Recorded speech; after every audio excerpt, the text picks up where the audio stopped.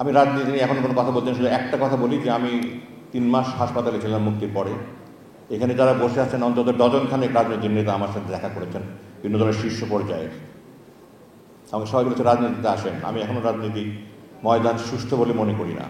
তবে আমি সবাইকে একটা অনুরোধ করেছি, এবং আমি যে কারণে 8 বছর 2908 ঘন্টা 69,794 ঘন্টা অন্ধকার কারাগারে ছিলাম, একটাই কারণ, আমি ভারতের বিরুদ্ধে সোচ্চার ছিলাম। আমি ফেসবুকে ভারতের বিরুদ্ধে জিহাদ করছিলাম, এখনও করছি। স্যার বলে গেছেন আমাদেরকে ভারতের বিরুদ্ধে ঐক্যবদ্ধ থাকতেই হবে, আমাদের অস্তিত্ব না হলে বিলীন হয়ে যাবে।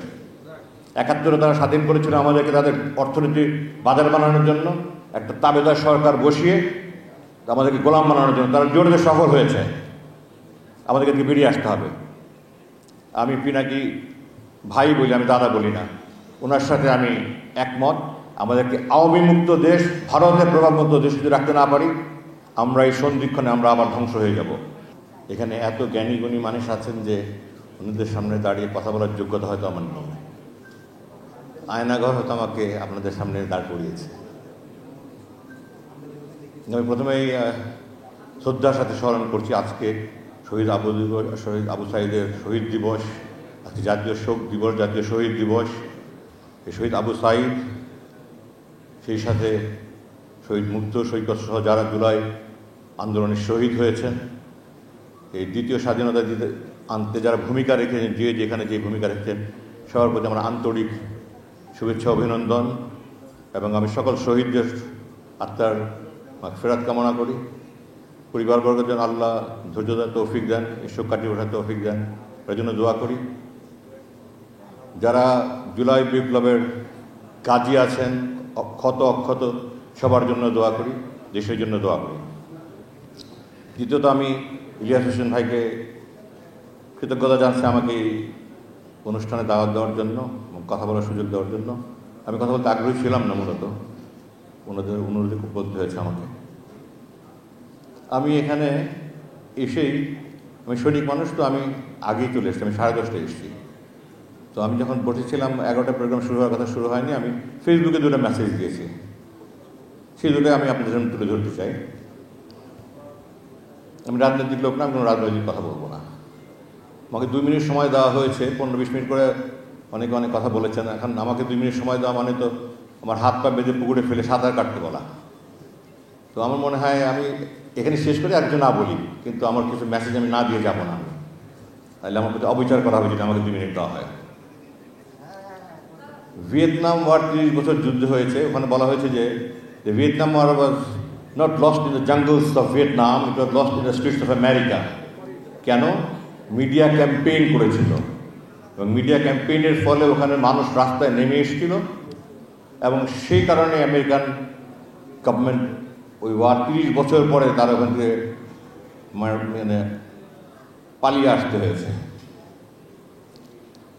Media control the mind of the people. মানুষ কীভাবে চিন্তা করে মিডিয়া কন্ট্রোল করে। টেলিভিশনকে অনেকে বলে টেল লাই ভিশন। লাই শব্দটা ইজ ভেরি ইম্পর্টেন্ট। আমার শ্রদ্ধেয় ডক্টর কর্নেল ওলি স্যার বলে গেছেন। আমি শুনি কোনো সময় কর্নেলটা আগে চলে আসছিল, সরি স্যার। আমি মেসেজ দিয়েছি যে আল্লাহ, এই বাংলা এডিশন প্রোগ্রাম থেকে আমি ফেসবুকে দিয়েছি যে আমি অনুষ্ঠানে বসে দোয়া করছি যেন সমস্ত গণমাধ্যম দেশ এবং জাতি গঠনে ইতিবাচক ভূমিকা রাখতে পারে, আর যারা বিদেশিদের গোলাম দালাল দোসর মিডিয়া চালাচ্ছে তাদের হাত থেকে আমাদেরকে রক্ষা করে। এর জন্য আমাদের সবাইকে এক হতে হবে। আরেকটা মেসেজ দিয়েছি, আজকে শহীদ আবু সাঈদের দিবস, তার বাড়ি উত্তরবঙ্গ। যমুনা ব্রিজ নিয়ে অনেক নাম আদান প্রদান হয়েছে। আমি আজকে আপনাদের মাধ্যমে, এই ফোরামের মাধ্যমে আমি দাবি করছি সরকারের কাছে, আমি আকুল আবেদন জানাচ্ছি, এবং আমি নিশ্চিত আপনারা সবাই একমত হবেন, ওই ব্রিজের নাম শহীদ আবু সাঈদ সেতু না রাখা হোক। ওটা যদি রাখা হয় তাহলে তার মূল্যায়ন হবে।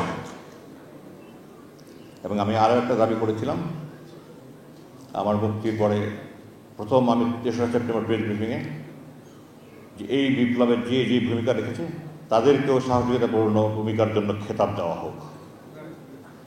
আমি এটা দৃঢ়ভাবে বিশ্বাস করি তারা এটা প্রাপ্য, না হলে আজকে আমি দাঁড়িয়ে কথা বলতে পারতাম না। এখানে আমরা অনেক অনেক কথা বলছি, আমরা কথা বলতে পারতাম না। আমি রাজনীতি নিয়ে এখন কোনো কথা বলতে শুধু একটা কথা বলি যে আমি 3 মাস হাসপাতালে ছিলাম মুক্তির পরে। এখানে যারা বসে আছেন অন্তত ডজনখানেক রাজনীতির নেতা আমার সাথে দেখা করেছেন, বিভিন্ন দলের শীর্ষ পর্যায়ের। আমাকে সবাই বলেছে রাজনীতিতে আসেন। আমি এখনও রাজনীতি ময়দান সুষ্ঠু বলে মনে করি না। তবে আমি সবাইকে একটা অনুরোধ করেছি, এবং আমি যে কারণে 8 বছর 2908 ঘন্টা 69,794 ঘন্টা অন্ধকার কারাগারে ছিলাম, একটাই কারণ, আমি ভারতের বিরুদ্ধে সোচ্চার ছিলাম। আমি ফেসবুকে ভারতের বিরুদ্ধে জিহাদ করছিলাম, এখনও করছি।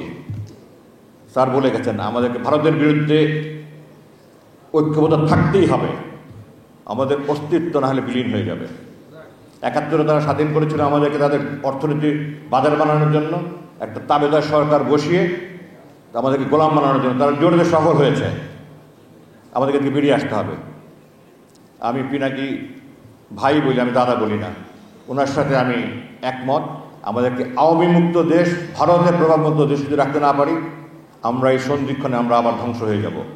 এই জন্য আমি যারা রাজনৈতিক নেতা আমার সাথে দেখা করেছেন, আমাকে বলেছ রাজনীতিতে আসার কথা, অনেক সিনিয়র ব্যক্তি যাদের সাথে দাঁড়িয়ে কথা বলার যোগ্যতা আমার নেই। আমি শুধু বলেছি স্যার বলেছি বা ভাই বলেছি, আমি রাজনীতি আসি কি আসি না আমি এখনো জানি না। আপনাদের কাছে আমি হাত জোর করে অনুরোধ করি, আপনার জাতীয়তাবাদী শক্তি সব ঐক্যবদ্ধ থাকেন, নাহলে আমরা আবার হারিয়ে যাব।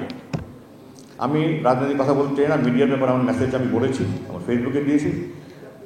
আর আমার যারা এখানে সিনিয়র নেতৃবৃন্দের সামনে আছেন, আমার একটা অনুরোধ, আমি সবার সামনে দাঁড়িয়ে আবার হাত জোরে করছি, প্লিজ আপনারা, আমি অন্ধকার পরে আলো দেখবো, এটার আমাদের আশা দেন আমাদেরকে।